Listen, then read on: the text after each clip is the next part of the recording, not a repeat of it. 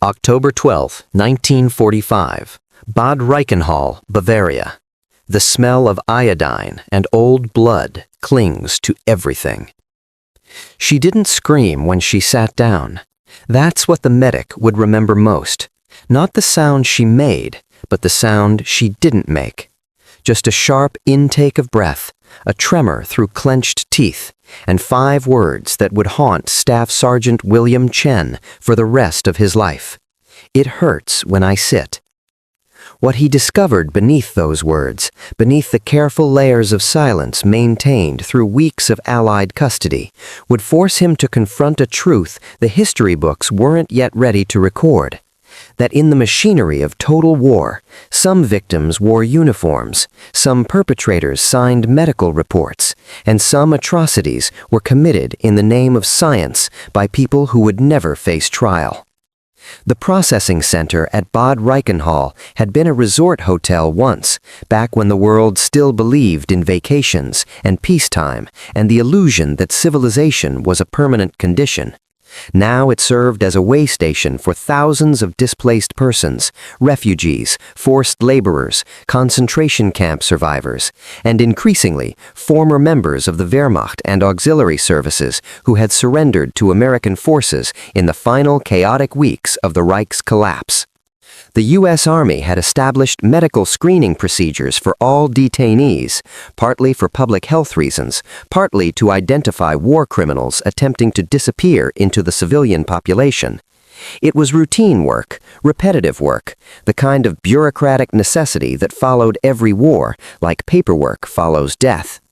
Staff Sergeant Chen had processed 147 individuals that week alone. Former soldiers with frostbitten feet and malnutrition, civilians with tuberculosis and typhus, children with eyes that had seen too much and bodies that had eaten too little. He had learned to work efficiently, to maintain professional distance, to document injuries without dwelling on their origins. The human capacity for suffering, he'd discovered, becomes almost mundane when you encounter it in sufficient volume. Almost. The woman was listed in his paperwork as prisoner 2847F. Her Wehrmacht paybook identified her as Hannah Reich, not the famous pilot, but a different Hannah Reich entirely, a 32-year-old communications specialist who had served with the Luftwaffe's Auxiliary Corps in occupied Poland and later in Germany itself. Her file was thin.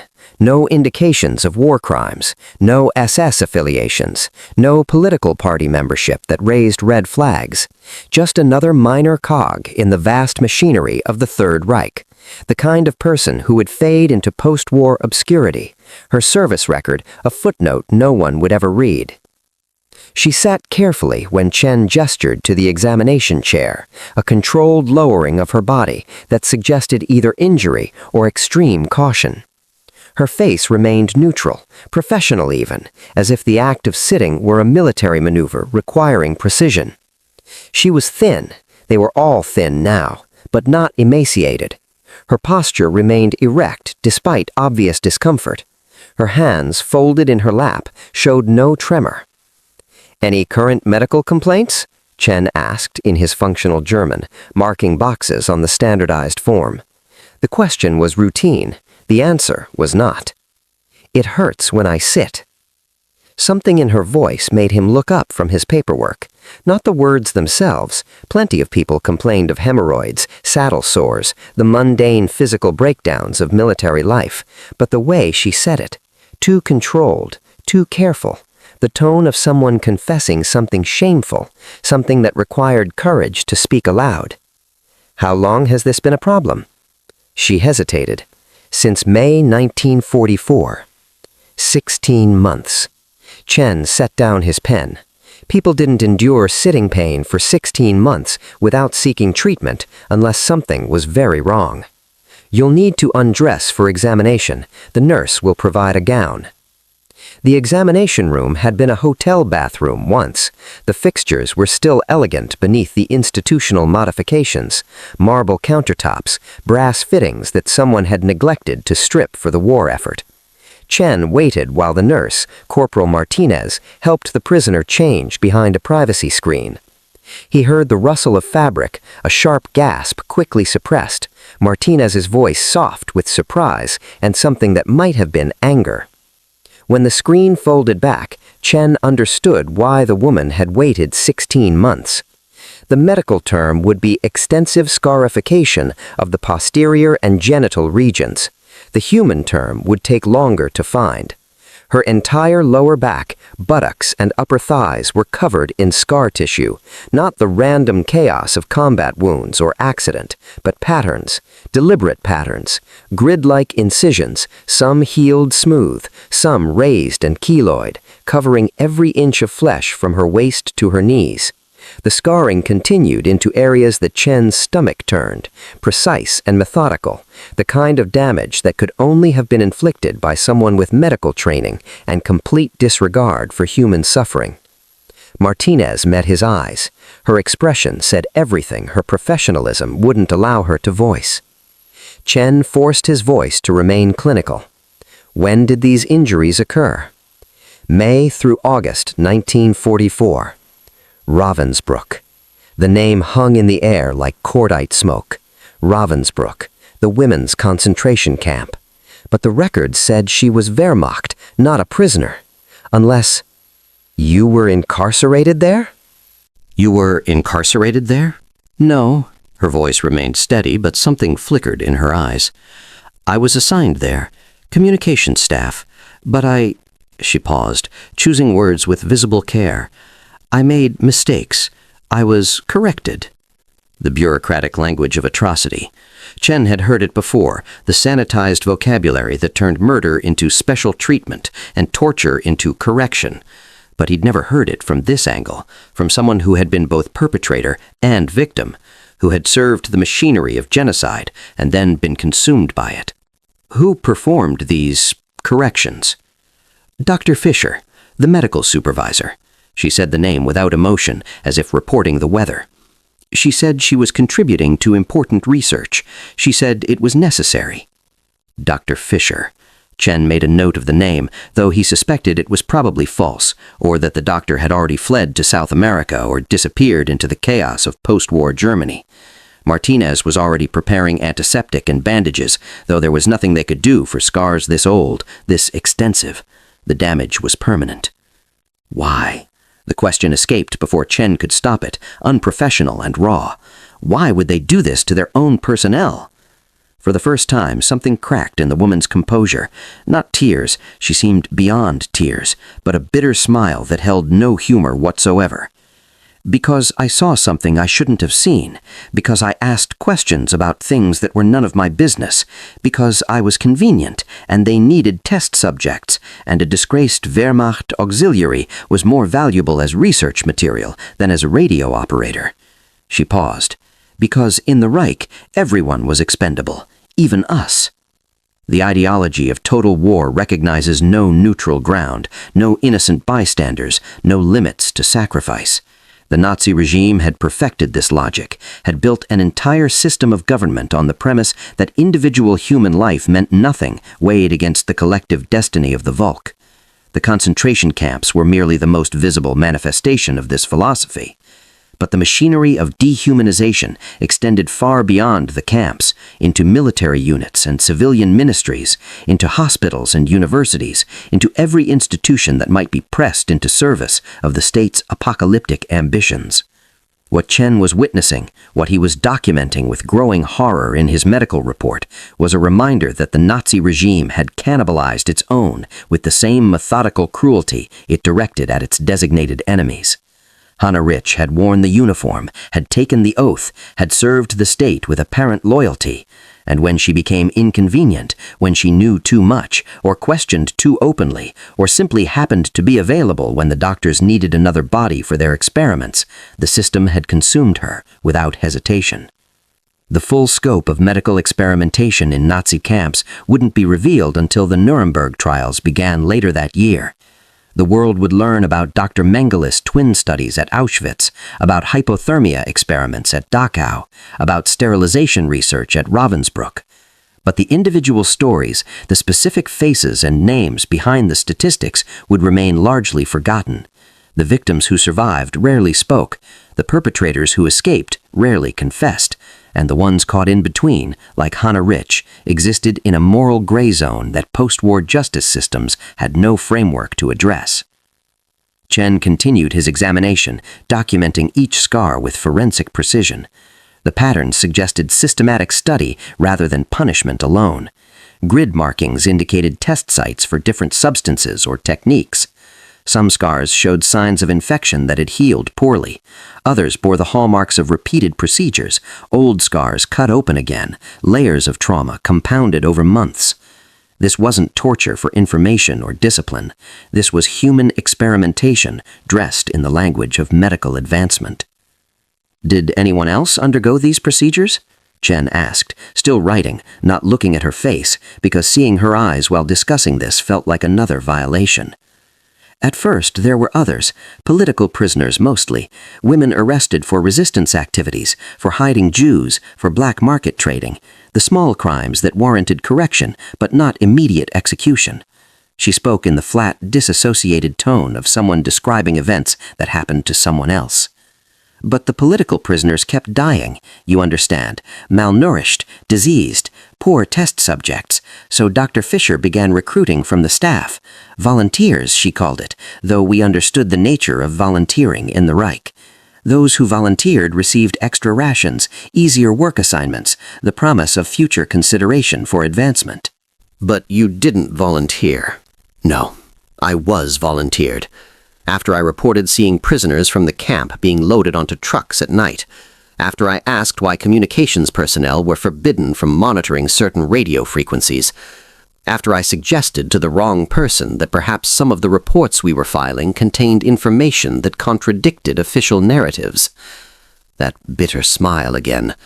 I learned that curiosity is a liability in a totalitarian state. I learned it very thoroughly. The documents would later confirm parts of her story. Ravensbrück concentration camp maintained extensive medical facilities, officially for treating prisoners, but actually serving as a center for human experimentation. Dr. Karl Gebhardt, chief physician of the SS, had conducted sulfonamide drug experiments there, deliberately infecting women with bacteria and shrapnel to test wound treatments. Other doctors had performed bone grafting experiments, sterilization studies, and various tests of human endurance and pain tolerance. Some of these experiments would be prosecuted at Nuremberg. Others would remain buried in files that governments deemed too sensitive to release. But what intrigued and horrified Chen wasn't the existence of the experiments themselves. By October 1945, the liberating armies had seen enough of Nazi medical atrocities to be grimly unsurprised by any new revelation. What struck him was the recursive nature of this particular crime. The Nazi system had built camps to destroy its enemies. It had staffed those camps with loyal servants, and when those servants exhibited the slightest doubt, the slightest crack in their ideological commitment, the system had fed them to the same machinery they'd been hired to operate, the snake consuming its own tail in the most literal and horrifying sense. "Did Dr. Fisher explain the purpose of these experiments?" Chen asked, finishing his documentation, gesturing to Martinez that the physical exam was complete.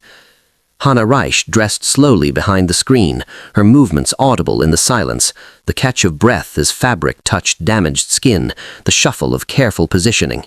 When she emerged, she looked smaller somehow, as if the examination had diminished her in ways that had nothing to do with physical size.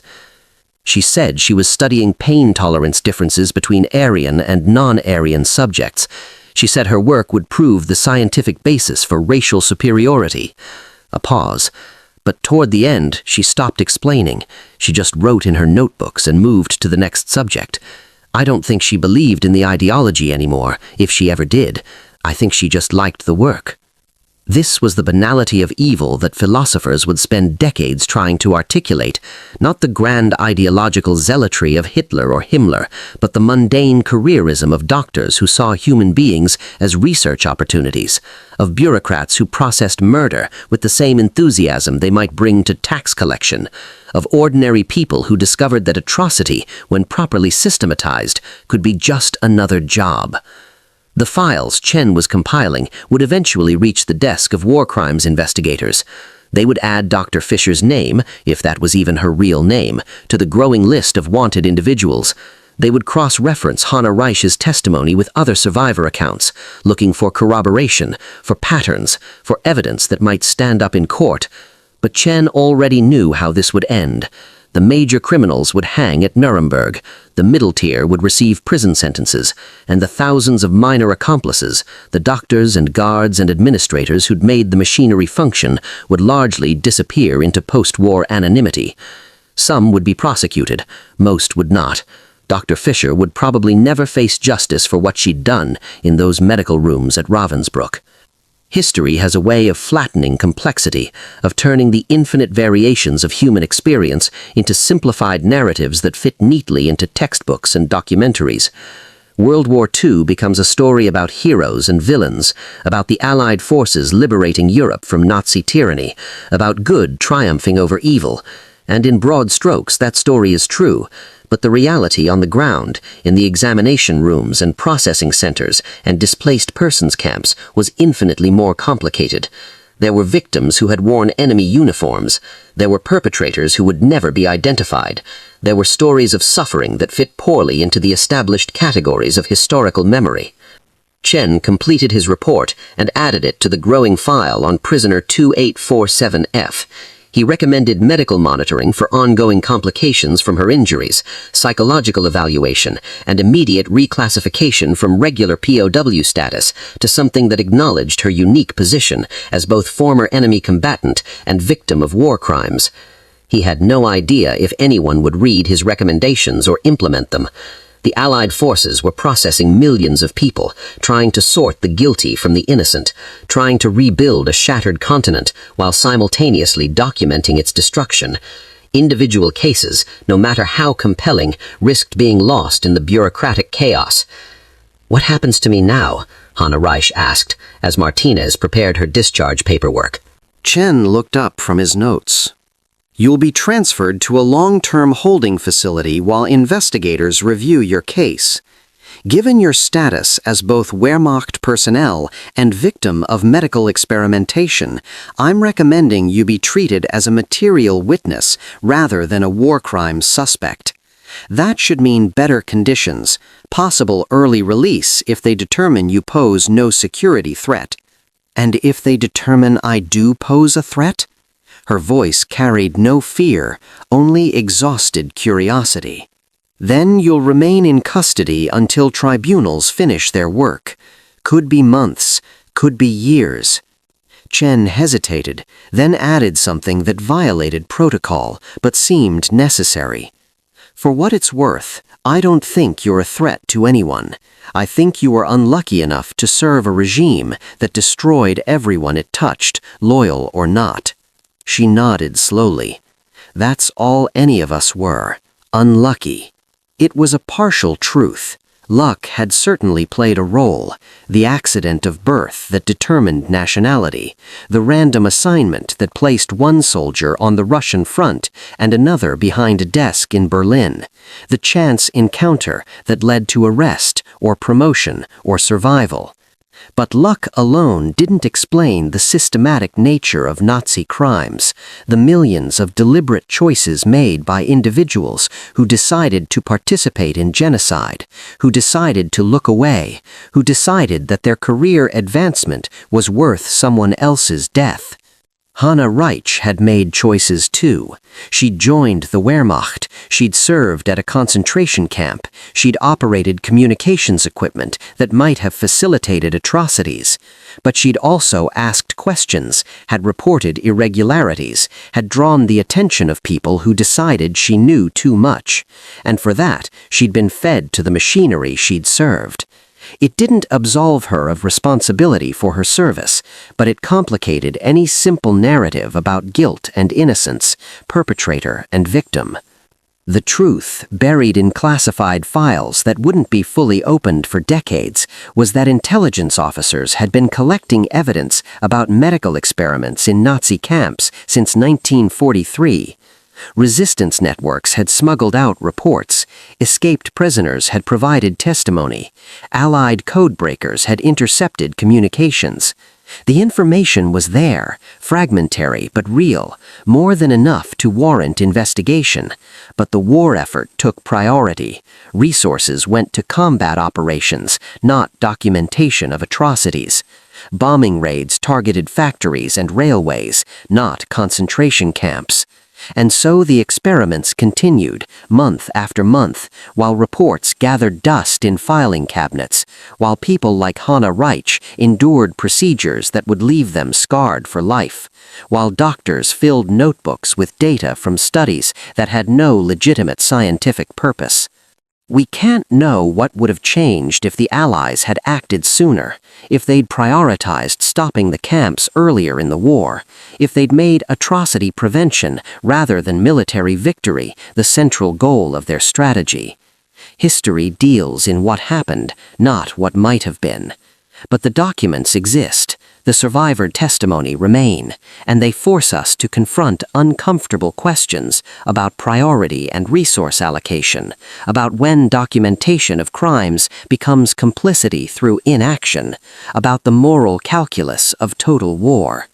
Chen would think about Hannah Reich often in the years that followed. He'd return to civilian life, complete medical school, practice family medicine in San Francisco for 40 decades. He'd treat thousands of patients, deliver hundreds of babies, guide terminal cases through their final months. And periodically, usually late at night when insomnia kept him from sleep, he'd remember the woman who said, "It hurts when I sit," who'd carried that pain for 16 months without complaint, who'd survived a regime that regarded human beings as raw materials for ideological projects. He'd wonder what happened to her after Bod Reichenhal, whether investigators had treated her testimony seriously, whether she'd received any compensation for her suffering, whether she'd been able to rebuild some semblance of normal life, or whether the scars, visible and invisible, had made normalcy impossible. He'd search for her name occasionally in post-war records, in testimony archives, in the expanding literature of Holocaust studies.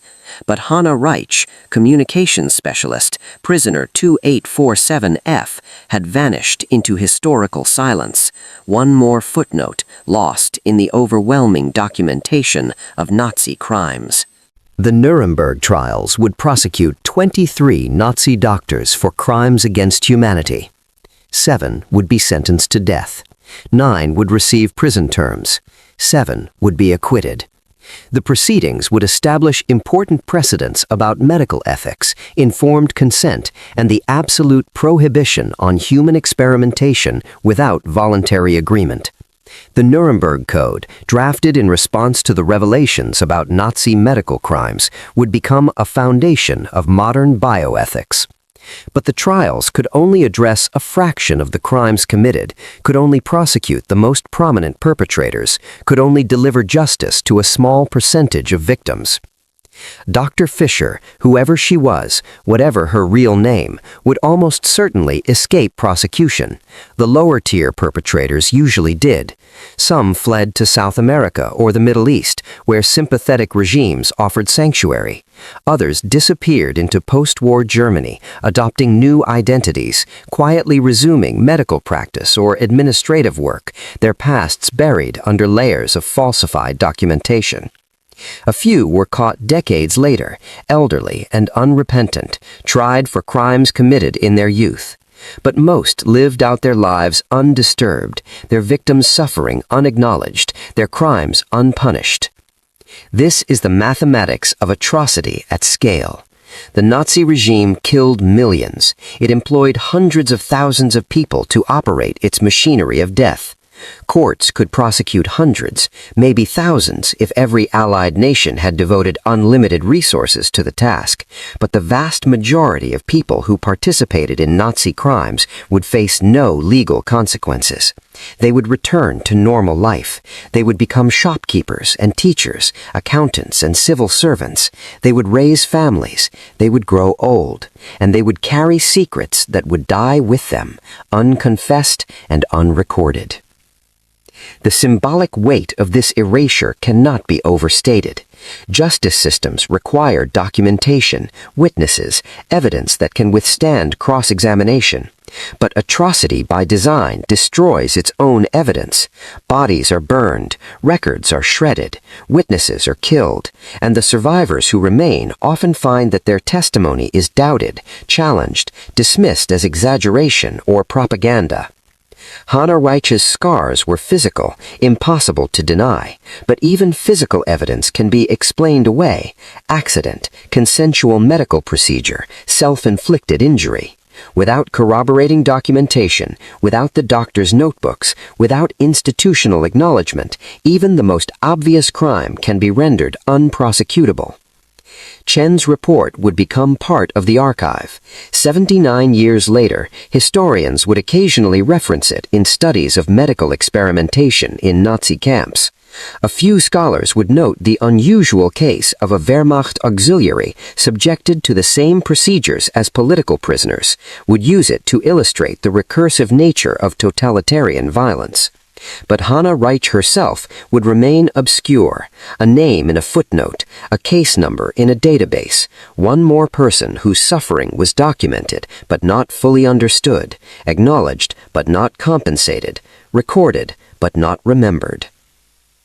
The question that haunted Chen, the question that should haunt anyone who studies this history, was not whether Hannah Reich was guilty or innocent. She was probably both, in the complicated way that most people caught in totalitarian systems are both complicit and victimized.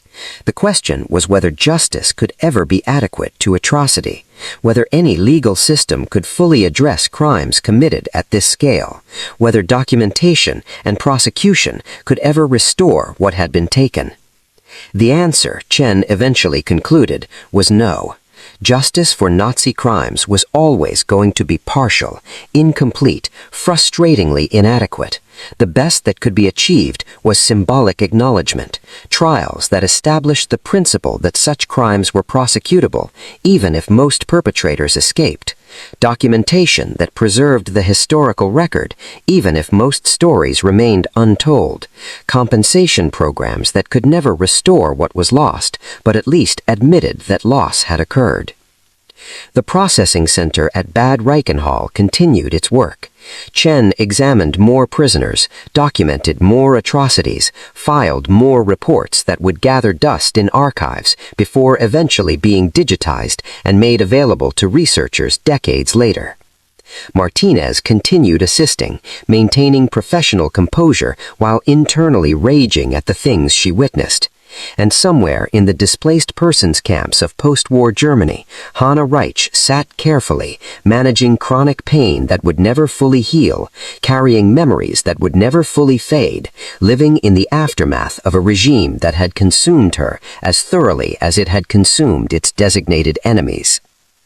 History records the large movements, the battles and treaties, the invasions and surrenders, the decisions made by generals and politicians. But history is also composed of individual moments like this one: a medical examination in a converted hotel, a woman's quiet admission that "it hurts when I sit," a young medic's growing understanding that the war's victims couldn't be neatly categorized into allies and enemies, innocent and guilty, ours and theirs. These moments don't fit cleanly into the narratives we construct about the past. They complicate the stories we tell ourselves about World War II, about justice and retribution, about how democracies should respond to genocide. But complication is where truth lives. The simple stories are usually lies.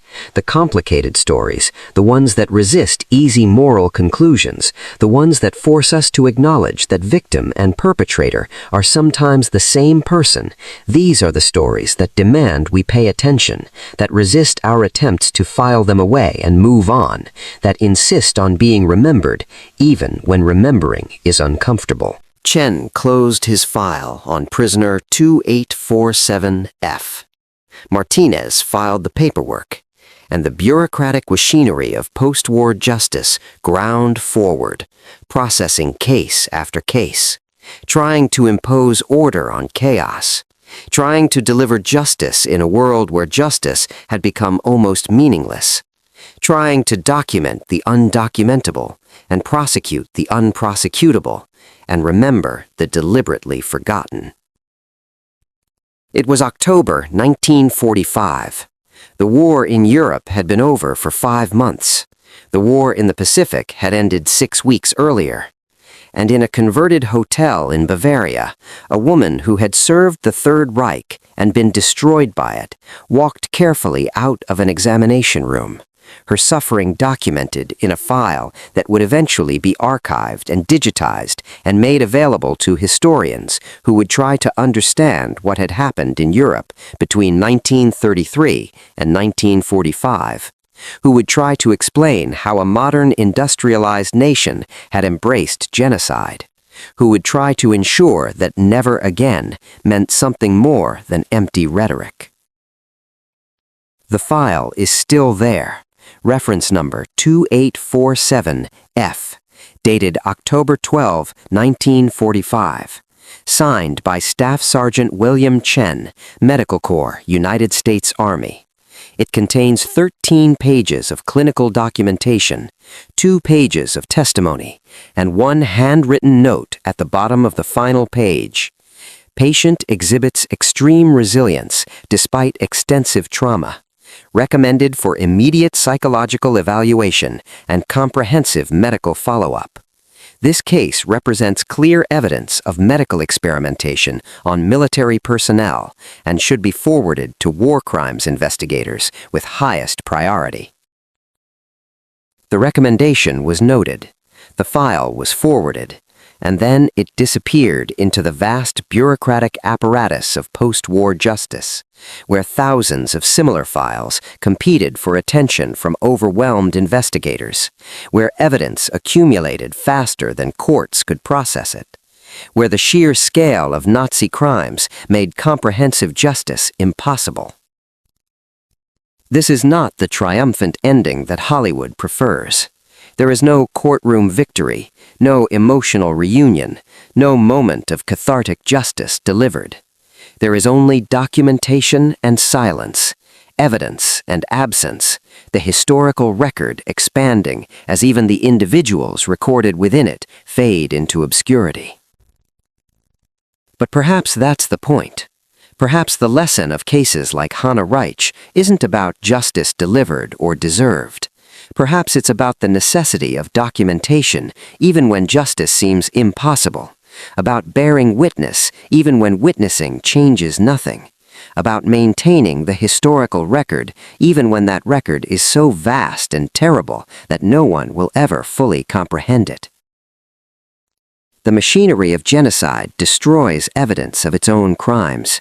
It kills witnesses. It burns documents. It reduces human beings to ash and smoke and silence. The act of documentation, of writing down what happened, of preserving testimony, of filing reports in archives where they might gather dust for decades before anyone reads them, is a small act of resistance against that erasure. It doesn't bring the dead back. It doesn't heal the wounded. It doesn't punish the guilty. But it insists that what happened, happened. That the crimes were real. That the victims existed. That history cannot be rewritten as if the suffering never occurred. Chen understood this, even if he couldn't articulate it in 1945. His careful documentation of Hannah Reich's injuries, his detailed notes about her testimony, his recommendation for further investigation, these were acts of witnessing. They said, "This happened. I saw it. I recorded it. And now it is part of the historical record, immune to denial, available to future generations who will try to understand what we did and what we failed to do, what we witnessed and what we looked away from, what we documented and what we allowed to be forgotten." The scars remain, in medical files and survivor testimony, in photographs that archivists still catalog and digitize, in the bodies of aging survivors who carry physical evidence of crimes committed generations ago, in the collective memory of a species that discovered it was capable of industrialized genocide and is still trying to comprehend the implications of that discovery. It hurts when I sit. 5 words, spoken quietly in a medical examination room in October 1945, recorded in a file, archived, preserved, and now, nearly 80 decades later, still testimony to the recursive cruelty of totalitarian systems, still evidence of crimes that went unpunished, still a reminder that the machinery of atrocity consumes everyone, perpetrators and victims, believers and doubters, the loyal and the insufficiently loyal. The documents exist. 79 years after Hannah Reich sat carefully in that examination chair and admitted her pain, we can still read Staff Sergeant Chen's report. We can still trace the bureaucratic path of her case through Allied military records. We can still verify that such experiments happened, that such doctors existed, that such suffering was inflicted and documented and largely unpunished. And we can still ask the questions that haunted Chen, that haunt anyone who studies this history. What would we have done? Would we have asked questions like Hannah Reich, or would we have kept our heads down and survived? Would we have documented atrocities like Chen, or would we have processed prisoners with efficient indifference? Would we have demanded comprehensive justice, or would we have accepted that such justice was impossible and moved on with our lives? These aren't hypothetical questions. They're urgent, contemporary questions, because the structures that enabled Nazi crimes, bureaucracy, hierarchy, professional specialization, moral compartmentalization, these haven't disappeared. They're features of modern society. And the choice between witnessing and looking away, between documentation and denial, between asking dangerous questions and accepting comfortable lies, that choice remains constant across generations. The echoes persist, in archives and testimony, in the bodies of survivors and the silence of the dead, in the questions we still struggle to answer about responsibility and complicity, about when documentation becomes action and when it becomes excuse, about what we owe to the past and what we owe to the truth. History doesn't repeat, but it echoes, and some echoes demand we listen, really listen, to the quiet voices saying it hurts, to the uncomfortable truths that resist simple categorization.